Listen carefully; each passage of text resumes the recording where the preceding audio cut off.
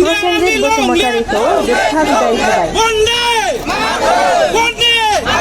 अरुणाचल प्रदेशनि टावांआव मोब्लिबनि जाब्रबथायजों रुंसारि जानाय चिरां जिल्ला बिजनी महकुमानि सिङाव थानाय आमगुरि थाना सुबाइजार सामथाइबारि गामिनि इन्डियान आर्मी 223 फेलारि आर्टिलारि रेजिमेन्टआव मावनाय प्रसेनजित बसुमतारीनि गोथै देहाखौ दिनै फुंनि 9:16 रिंगायाव न'सिम लाबोनाय जायो।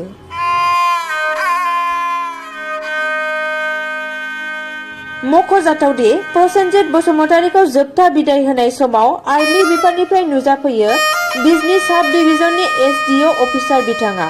नुजाफैनानै न'खरनि सुबुंजों दुखु बाहागो लाफायो आरो आमगुरि पुलिस थानानि OC बिथाङाबो बाहागो लाफैनानै जोबोद दुखु मोननाय फोरमायो।